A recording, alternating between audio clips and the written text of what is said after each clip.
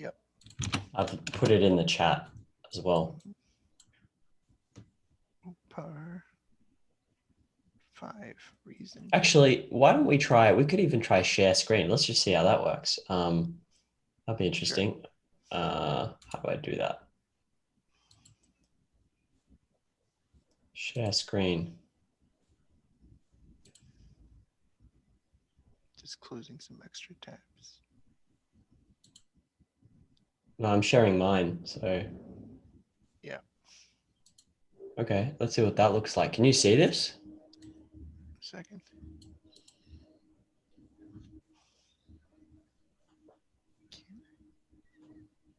There it is.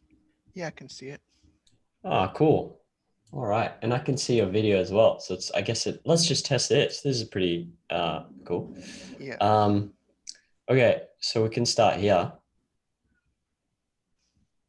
Basically, from what I understood, he's saying any claim based on emotion is arbitrary. But I think I answered my own question in this thing later because I wrote this a while ago, but we can cover it anyway, and I'll tell you what I think before. But there's two things here. So one is, if it's based in emotion, and before we're saying emotions are a product of ideas, then they're not really arbitrary.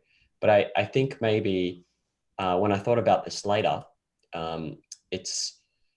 maybe it's not so much that it's not grounded in anything, but more so that it's untrue, or it's without, like, it's, you can synthesize with your imagination, you can synthesize things together that don't exist. Like you gave the example of gremlins and stuff like that.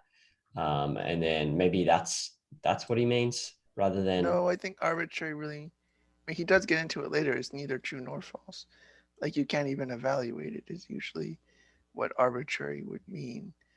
Claims based on emotion are, I mean, I guess to say that if a claim is based on emotion, you're necessarily saying it's not based on evidence. And I get what you're saying is that the emotion would be claimed as the evidence, but I think it's more like saying that since claims based on emotion aren't using what objectivism would consider it to be objective evidence, we can't even consider it to be anything but arbitrary because it's not based on something that would qualify as objective evidence for some claim or anything like that. That's how I understand. Could you repeat that? Sorry.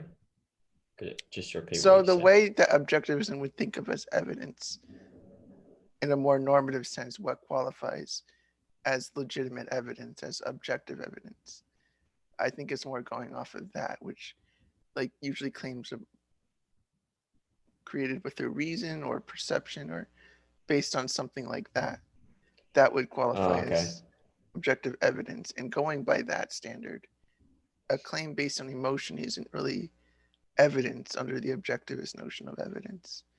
So you can call it arbitrary because it's not based on what would count as evidence. Okay. So in that case, it's not a matter of whether it's based on emotion or something else. Is it grounded in observed fact? So like I could make a claim based on thought, but if the thought is not derived from perception, like I've just synthesized a few random things together and said, okay, there may be, what is it? Like water fairies. That's an extreme example. I can't think of a better one, but so it's as long as it's not derived from perception. Is that the idea? I think it's more than just that because, I mean, you could derive some claims based on different ways you've understood the world to be, and you could, depending how you qualify it, perhaps. Usually it would be arbitrary, that it's not based on something you saw or a fact or anything like that. It's based on some whim or whatever it might be. I think it's more going off of, given what we've talked about already throughout the recent chapter, we're thinking about what objectivism considers to be evidence. And these certain things don't qualify as having any evidence. The evidence comes later, by the way. This is straight after the emotion as a product of ideas section. So that wouldn't have been in the context, but Yeah, I That's know. true. I'm following you. So Yeah, that's how I understand it to be based on usually how I've heard Peacock talk about arbitrary. That it's things that we can't even derive through perception or even okay. possibly like, oh, God exists and he exists outside of the universe. And like there's no way to derive any kind of evidence for that claim. You can't go outside of the universe to find the evidence for God. And so any way you conceive of that would be arbitrary. Even if you might say, oh, I have reasons to say so. Like, well, it's ultimately you're claiming that you're saying that you can't perceive God, that you can't get in touch with him or perceive evidence. So even by objectivist standards, it would be devoid of evidence. And that might include claims you make based on emotion, like, oh, it feels true, therefore I'm going to say it's true. Like, it's not, there's nothing about that that has evidence or is anything based on reason or anything based on perception. Would you say, okay, let's say you're out and someone says, I feel um, you've been rude to me, and they won't give you any evidence. Is that arbitrary? Probably, because people might say that is that they don't want to share, but more than likely, I would think that they don't actually have any evidence. It's just something they feel, and that would, I think that would be considered arbitrary because it's not based on anything, any fact or any, or even an attempt to use a fact. Yeah, I mean, I think there's a problem there then because I guess you could say it's arbitrary from your perspective, but it may be, and but just because they won't give you evidence doesn't mean there wasn't something they perceived in reality that made them interpret the way you spoke as rude. Doesn't mean it's worth you digging into and spending your time thinking Right. about it. But my point is just there may be many other situations like that. That's like a subtle, getting away from the example of like gremlins or God. It's like a more subtle example of trying to apply Yeah, this because, yeah, with the subtle examples, I don't think Peacock would even disagree. I mean, you can't go mind reading like that. But I mean, if you did inquire and talk to them about it and find out the reasons, and yeah, you might find out that yeah, it's not based on any facts. I mean, I agree with you that we can't just go saying that just because a person doesn't share doesn't mean it's arbitrary. You would have to actually go into their way of thinking to really conclude, are they thinking in an arbitrary manner? But at the very least, you can know if you for your claims are using arbitrary, if you are making arbitrary claims at least. well, with that example of someone saying, okay, I thought you were rude to me or whatever, like anything, I guess you can ask what makes you say that. But if they don't, I guess then you treat it as arbitrary. But at the same time, when you say it's arbitrary, it doesn't mean it actually is arbitrary. That's what's confusing to me because you're mentally treating it as arbitrary, but at the same time, you should be acknowledging like this may be based on fact.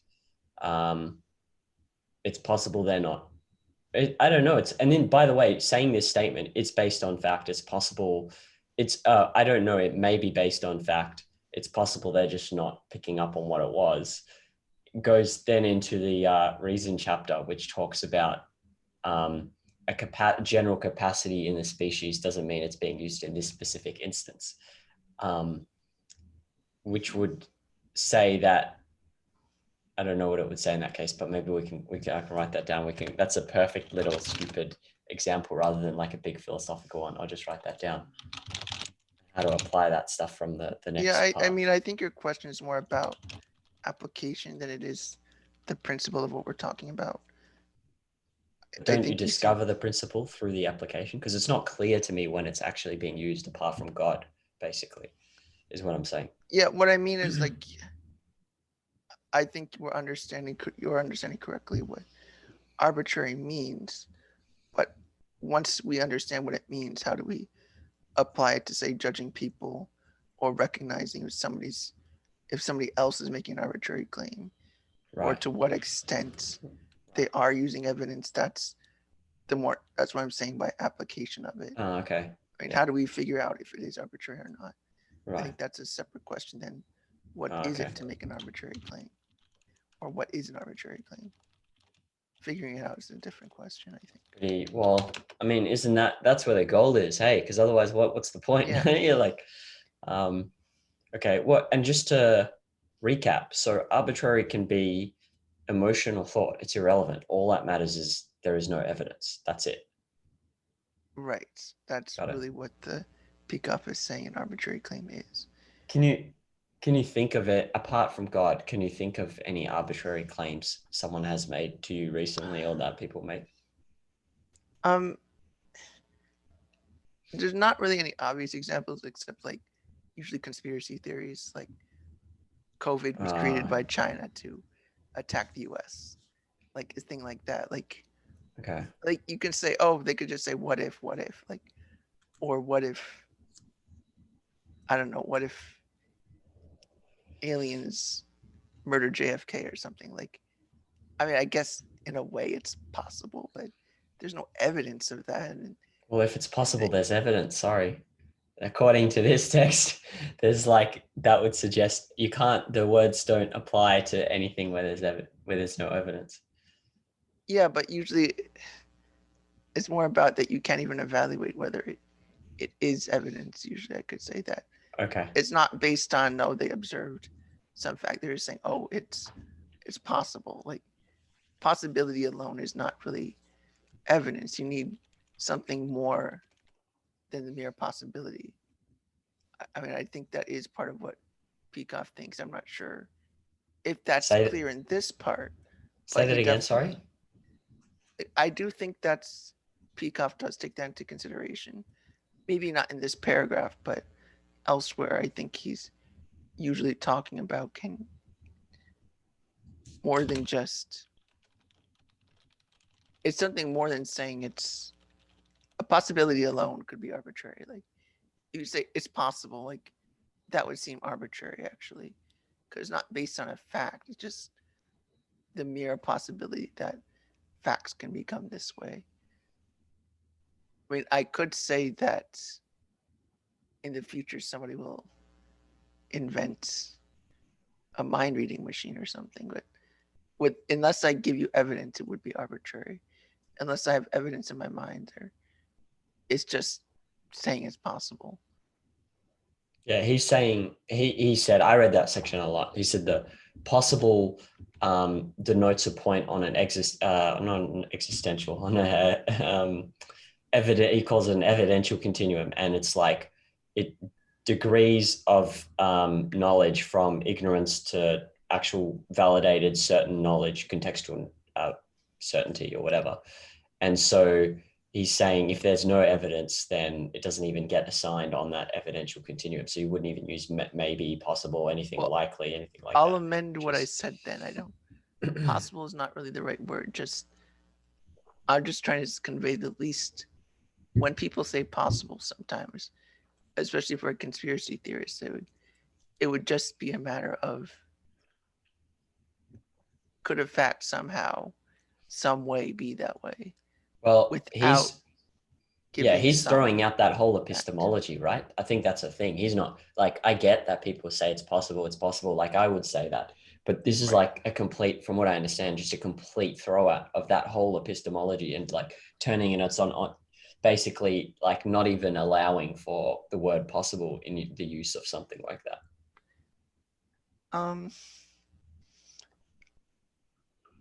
I see what you mean that, but I think even when somebody uses possible in that way, they are almost destroying any basis for epistemology. That they're not going on facts of what they see, just what they can imagine. It'd be in a way, it's like saying what it feels to be true. It's merely what they imagine, and because they can imagine, therefore, it's possible in quotes. Rather Write that than down. Yeah. like, I mean, if Uh, you were like an archaeologist and found some compelling evidence about the way, I mean, somehow of like aliens or something, whatever that might be, then like if you had real compelling evidence, like you found artifacts or you found like a ray gun, but you dated it from like 5,000 years ago. It's like that might be not arbitrary anymore, but somebody just may say, "Oh, I saw a light in the sky." Could be an alien. Like that's. It's not trying to say a chain of reasoning. And I mean, in some cases, you could argue that some people are going through evidence or something, but at the core of it, they are just making a claim of a mere that they can imagine it to be so, and that's enough evidence for them, which under objective standards it wouldn't even count as evidence. In the case of the lightning, I saw a light, um, which could be an alien. That's not arbitrary. He gave the example later of a green gremlin, and someone points just saying there's a party of gremlins on Mars. Tell me that it is not so. And then he's like, whatever you do, he just insulates his, because it's disconnected from evidence, so you can't attack the claim. He'll just go, well, they're invisible gremlins you can't catch. But if someone sees a green light like shimmering or something like that, I don't know, he gave something like that somewhere, I can't remember. And then you can point to the thing, you go, oh, well, let's look. In the case of lightning, you can go, here is the phenomena, here is how it works. This can't be an alien, blah, blah, blah. Yeah, So that's right then. Like it's been a while since I read exactly Picas's word. I mean, yes, that sounds like the correct way to think of it. Like it's even at least somebody says, "Oh, I saw a light there. It is." There's the evidence. It's some kind of evidence. It's something to go with. But you just yeah, say, "Oh, there's gremlins on Mars." Like there's no way to even validate it. There's nothing even there. It's like, oh, I can imagine gremlins live there. It's like I guess you could, but there's nothing to cite or point to or look at. It's just a feeling at best. to be honest, if I can't find application of this into, apart from just things about claims about God, then I'm going to throw it all out. But that's what I'm trying to do, is like go, okay, well, how do I apply this to what if statements? How do I apply this to conversations? How do I apply this to work? How do I apply this to, otherwise it's just like, sounds good, but if you can't apply it and it doesn't make sense, then yeah. I mean, I don't think it's much more than saying those sort of claims where they just seem out of left field, and um, I'm not sure there's going to be many more examples than that anyway. I We mean, come I up just with more. conspiracy theories maybe and God, and other than that, I've never really thought of it much. It's never had much application beyond that. Well, conspiracy theories are often, they do have a basis. It's not like, from what I understand, it's not completely magical. Like there was a meeting at this and this date, and then but at some point in the reasoning, it just seems to jump to like, well, tell me that couldn't have happened. It's trickier because it's based in like not just one simple thing you perceive, but I think like people, like you have to make a lot of inferences about people. And in life, we do that, right? We Right. make inferences about people. And so in a conspiracy theory, if you're making an inference about people, it does become trickier. Then go, where did they go wrong? Because Yeah. there is some observation. Yeah, I think you're right that it could be argued. Like, I don't think I completely agree with you, but I think it sounds legitimate what you're arguing. It's a legitimate viewpoint, and I could see your argument. And yeah, if you don't see much use out of this, I mean, there isn't much more than just these two things we've been talking about. I don't think it's gonna help you that much. I mean, it's interesting as far as discussing God and these nebulous concepts, but beyond that, I don't think it has much use. I was talking about conspiracy theories where like True. we'd need to go at a specific, we need to talk about a specific one, but that Right. like, they're That's not just true. completely arbitrary, I think. Right. I Yeah, you're think. right. It depends on exactly the nature. Like, are we talking about like the Illuminati, or are we just saying that the CIA killed JFK? I mean, that Right. CIA killed JFK is not as insane as the Illuminati is Right. controlling everyone. Like, they're very different degrees of Yeah. belief. Right. Okay. Maybe we can go to this part. Let's see what this is about. Yeah. I mean, I don't think I'm not like just saying I'm going to throw it out. I'm just thinking if there's a whole section dedicated to this, surely it's important. It's not I fully clear in think what way you implement it into a thought process. usually I think he's making more a big deal out of it than necessary. I mean, yeah, Okay. it's something to mention, but I don't think he needs to even go continue on with the examples. I think it's Is very easy to that, understand his point, and that's about it. but is that, are you saying that because you haven't found much application for it other than for God and other more higher level type Yeah, I mean, ideas? to answer your question, can you really apply it? I don't think there's that much to apply it to, Okay. other than these kinds of claims about like God or the more theological things usually. Well, I'm definitely gonna try put up a discussion about that thing about rude at the, like someone says you're rude, and then how does that work? It's arbitrary to you, but is it like working out the application of it in that situation, or I don't know. There's probably others, but I'll think about it more and I'll get to it later. So we'll see. We'll see. Um, Here's the one. Hegel's logic on planet Gremlin studying Hegel's logic on the planet Venus. That's what he's talking about. Um, Yeah.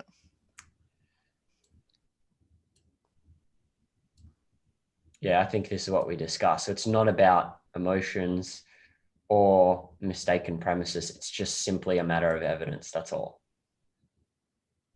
And this is my example that I talk about.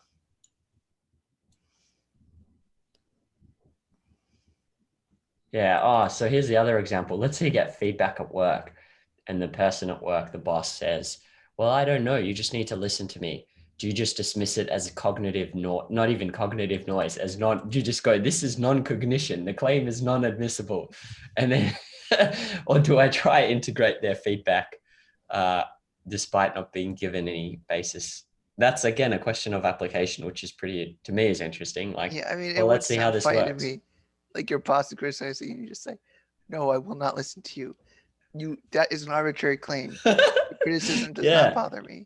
I will ignore you." Like that's like in robotic almost. Yeah. And I wouldn't think your boss really means he has no evidence. And I think see when you get examples like that, I mean, I don't think arbitrary really is the concept that helps you here. I mean, if somebody was honestly making the claim that, oh, there's gremlins studying Hegel's logic on Venus, I mean, you could dismiss that as cognitive noise. Like, there's no way to even evaluate that. It's just insane. Or are they making a joke even? Like, it doesn't tell you anything. It doesn't, you even evaluating it, but like, what good does that do? Like, there's no point even thinking about the claim because there's nothing to even use with it or even talk about like, oh yeah, let's get a telescope and look for those gremlins. I mean that's almost going. Would you even bother doing that? Like it's just it came out of nowhere. This claim. Yeah, exactly. I get that part. Yeah. Um, what this is interesting to me actually. I might ask this later, but we can go over it now. So I say, like I'm acknowledging, like it may not, what someone says to you may not have a basis in actual observed fact. Like it could just be a feeling, let's say, Hmm. which is in this case, it's a feeling that has gone awry and isn't reflecting what is actually being observed. And so they say something to you, and you're saying, okay, well, they said this, they haven't backed it up. It might have a basis, but I don't know. So then I suppose part of the question becomes, it's not so much is the claim arbitrary or not, it's more where does my responsibility for thinking begin based on others' claims? Um, that's what I think is the question for me. And then my other question is actually, now that I look at this, how do I say it may have a basis? Because may suggests, again, that going to that reason chapter, it's like this exists on an evidential continuum. I must observe some fact that led me to believe that there is a possibility that the claim is based on fact. Like if I'm following this epistemology, you know what I'm saying? I'm saying Yes. this is all, it's just super messy. Like I don't see, yeah. So if I'm saying it may, I'm saying that any arbitrary claim, according to this epistemology, any arbitrary claim has some observed evidence. I don't know what that observed evidence is, other than people are able to sometimes make claims and not necessarily introspect properly or not give you the evidence for that claim. Well, I think as far as your responsibility, whether, I mean, forgetting the other person, just you hear the claim and you still have to judge it as arbitrary or not. I mean, what is your responsibility in evaluating the possibility, or even you could find evidence for what they can't?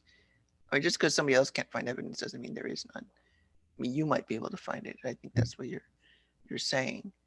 And if you can find it, I think it really depends on, can it be integrated with your some basic facts, like can it be integrated with a fact like existence exists? I mean, that would rule out usually like concepts about God. Like you can't really investigate further God. It's already denying at some level um, the perceptual basis of evidence and knowledge. I mean, that's one way to evaluate it. It gets trickier the more complex a claim is, because imagine if somebody made a very specific scientific claim that really only a scientist could distinguish as arbitrary or not, that it'd be hard to know if there was evidence or not. I think it'd be very tricky to evaluate really complex situations whether you should investigate further. Yeah. I guess it really depends on your background knowledge in this subject. Um, Clearly, you wouldn't want to dismiss something merely because it doesn't conform with what you think, because of course you could be mistaken, and that's the thing that's difficult, I think, when you're trying to evaluate very complex claims. Like you don't want to merely reject it because it contradicts one thing. The contradiction could be yours that you need to resolve it. It's not that their claim was wrong. Sure. That's no longer a question of the arbitrary though. That's just, Yeah, are you but I uncomfortable think with it the would fact? resemble the process of thinking. Mm. Like, can I do anything with this claim? Is there some way I can evaluate it? Is there a standard that exists that I think that my premises rely on that grounds all this?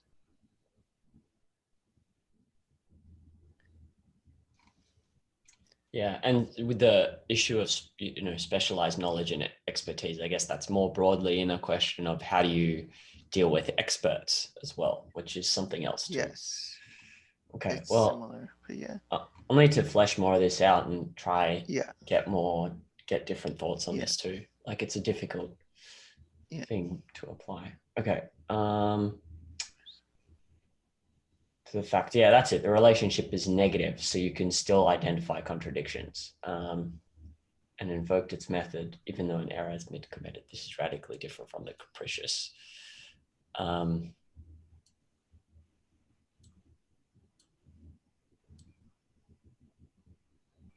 yeah, I don't get these throughout the whole book. I don't get these kind of claims. Like, what does it mean? It assaults his, it wipes out, and makes impossible his mind. Like, that's just, if I believe, I just don't get the extremity of these claims. Like, how does that work?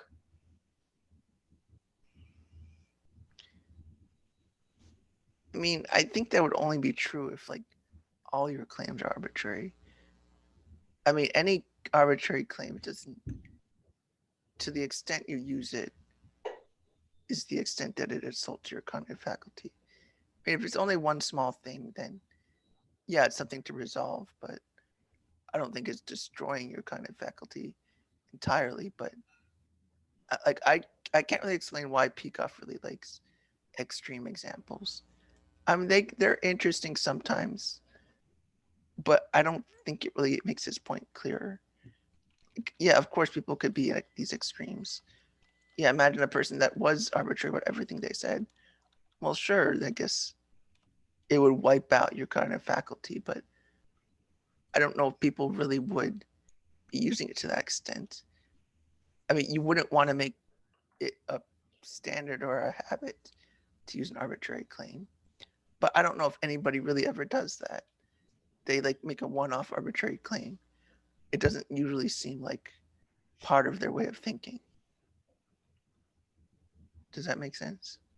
Yeah, I guess you could compartmentalize. You could, I guess it depends on the claim too. If we're talking about a claim that does a lot of work, as you say, or a concept, like if you are agonizing over God, or if you are agonizing over a specific moral choice, without having, just without reference to anything, then yeah, that would be agonizing. So, but I'd need more specifics. So, Yeah, it needs better examples. uh,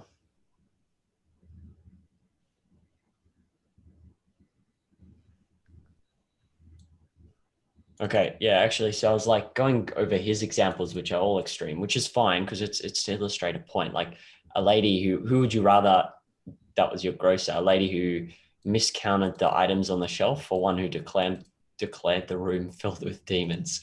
That's just his way of Um, capturing someone who's making. I want like in a day-to-day life. Let's say you say to yourself, "Oh, I upset that person," but if you can't identify why you feel it, it seems a bit strange to say that's arbitrary because, like, what sometimes you can't identify what the source of your feelings are. Um, so it would seem I don't know. Yeah, it just seemed like how do you work? How do you say that's on what base? Like it's just confusing because you know that you can go wrong with some of these, like with your feelings that the basis for them is unclear. But then at the same time, according to this, it's arbitrary because you can't identify the fact or the observation that it's based on.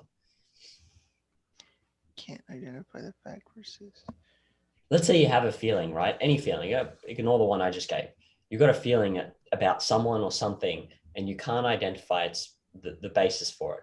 Are you going to dismiss it as arbitrary? Of course not. But then, according to the way this section is written, that's how I interpret it. Well, there's no basis in it, so I must dismiss it as the arbitrary.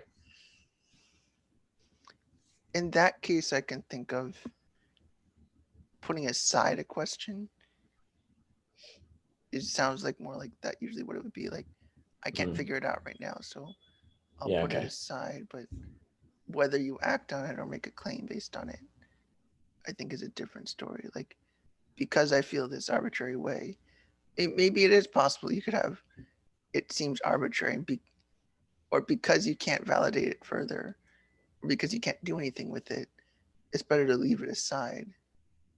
I think that's what you could do. Like, you could say it's like you're not making a claim per se to say you feel that way. I mean, you Yeah. could say that then it seems arbitrary, so I'll put it aside for now. I might be able to think of evidence later. Uh I think that would be a huh. fair way to think of it.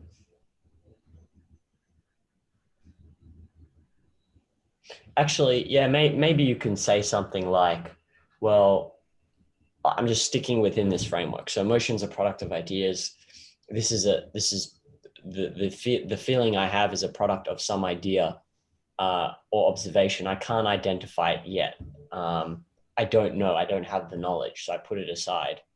Um, it would be it would so that's fine. It's not arbitrary. It's just you don't know. There's a difference between arbitrary and saying I don't know, right?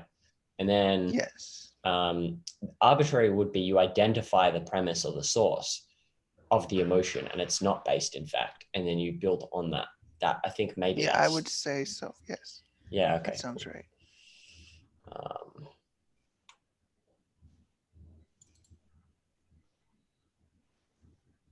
yeah, this is the same. It's exploring this idea of like when someone else makes a claim, does it suddenly shift from arbitrary to non-arbitrary once I identify I can come to this later because I can see where it's I don't know, it's going to take some time. Let's see what else I got here.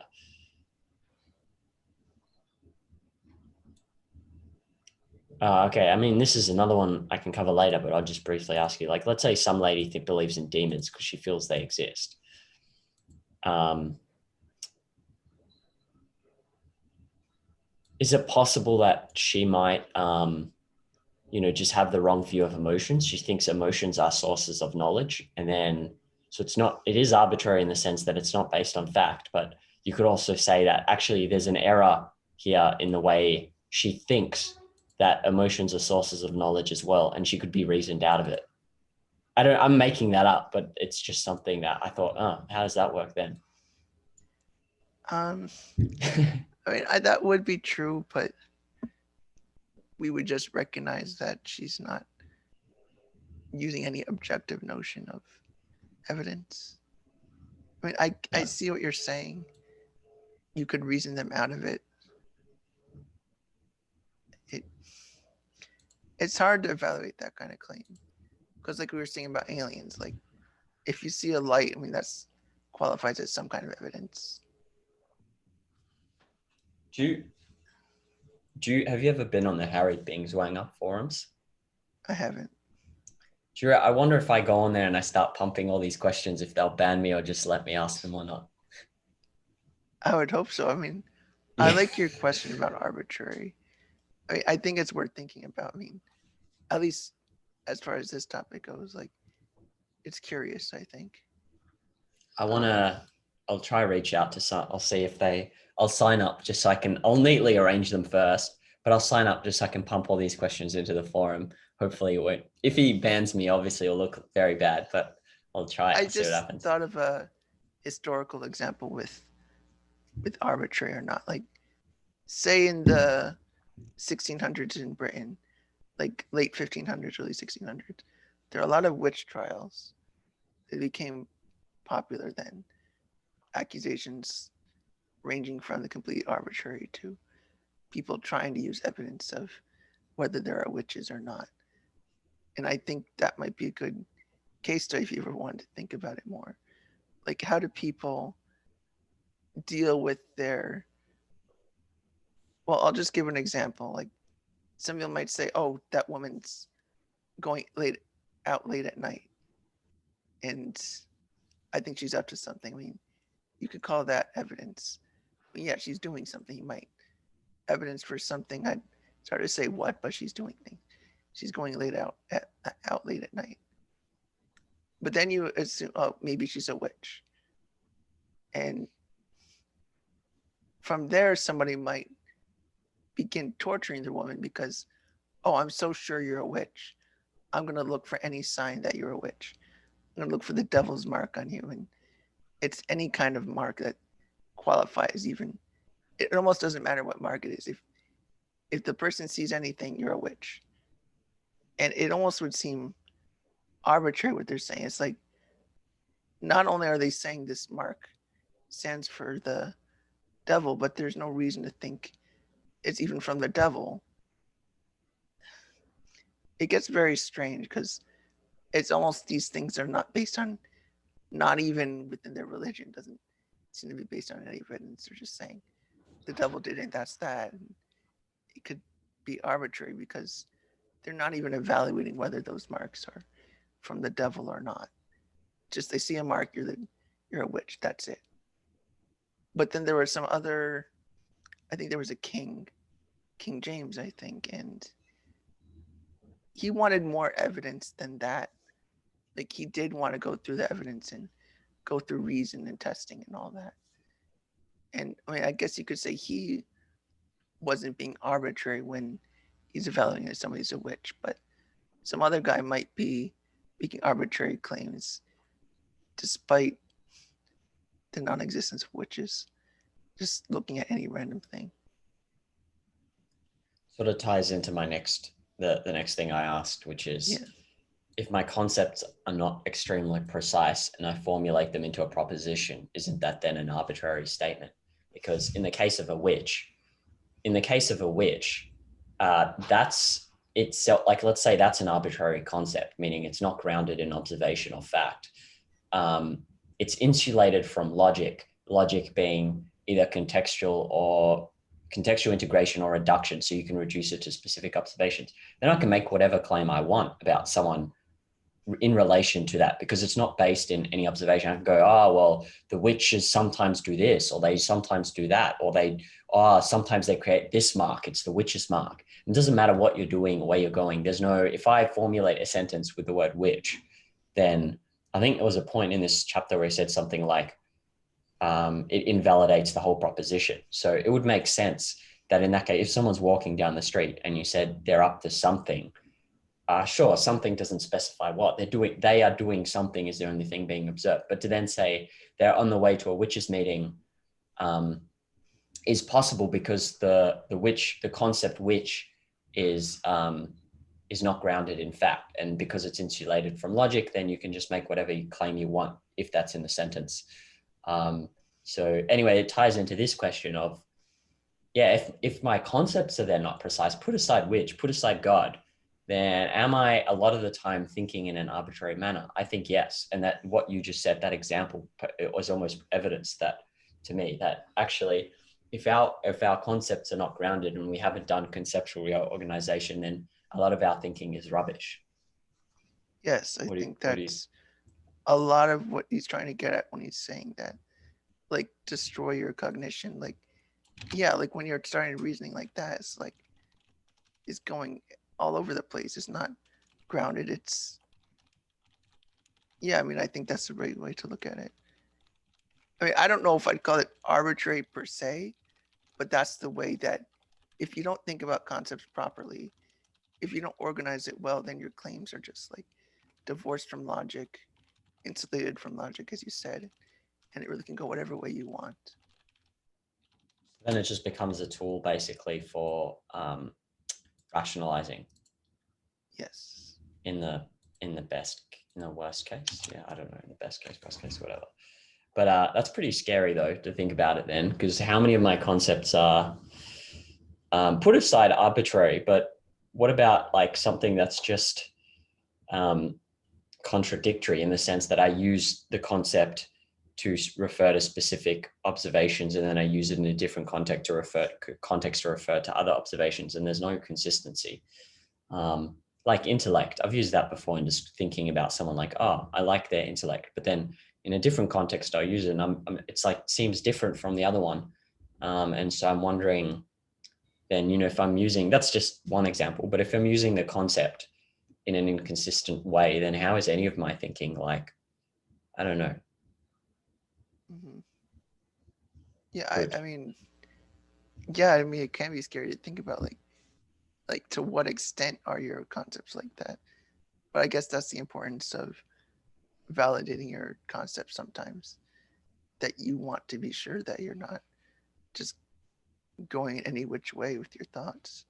You want some precision, you want some understanding. Otherwise, it's maybe chaos even. Yeah, I guess the good news is I was reading last night just fiction, and a lot of the words in day-to-day life are very simple. Like a lot of the concepts, I mean, like Yes. in front of, oh, you just know a kind of relationship, spatial Yeah. relationship between, those things, like you're almost not going to get wrong. But as soon as you do go into like more abstract concepts of either describing relationships between people or like philosophical ones, then that's where Yes. you definitely go awry. Yes. Okay, cool. This next one we can skip because it was what I started with actually. Give me an example of, I've never met such a person that Peacock is talking about. So can skip that.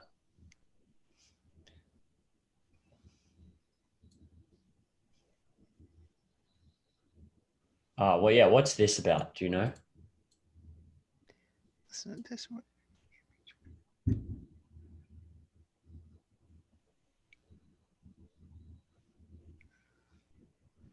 I mean, I don't know which claims he means, so that's all I can really say. Some arbitrary claims. Well, which ones? I don't. God. I don't know. I think he said God. He gave the Some can be example of. transferred to.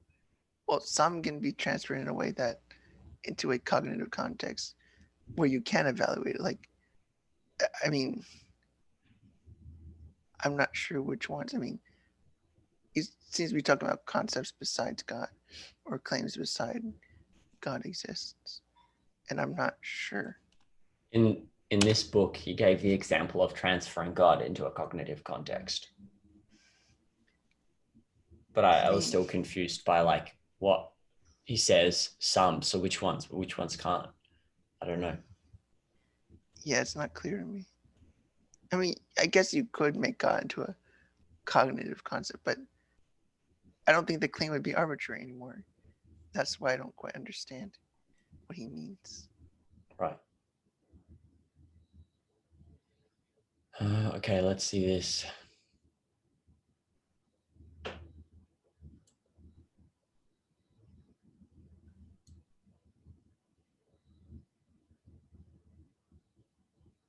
All right, this goes back to the which example. Like if it's insulated from evidence, you can just keep Yeah. insulating it from logic is what he said. Okay. Uh,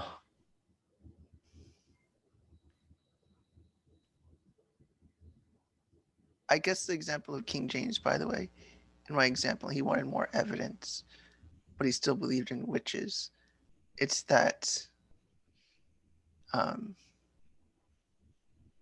once you start to introduce reason into it, or Renaissance ideas about like using reason, then it starts to undermine these arbitrary claims and these arbitrary movements, or a witch trial even. By the introduction of reason, things start to make more sense and these irrationalities start to go away. They start to wither away. right.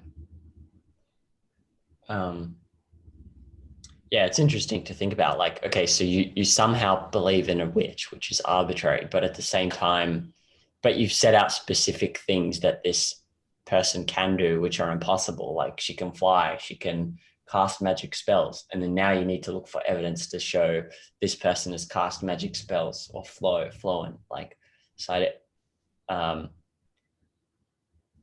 yeah. I'd need to know more about what he was doing, but I don't know how that would work. That's interesting. Um,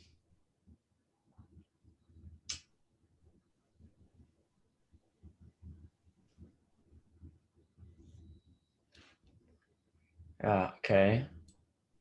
How many people do you reckon who read this book go through it in this much detail?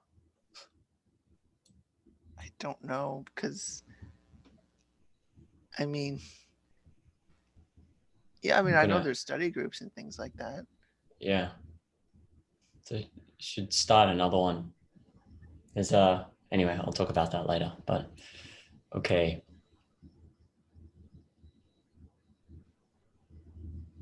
So what do you think of this thing of like this distinction between deliberately arbitrary and non-deliberate?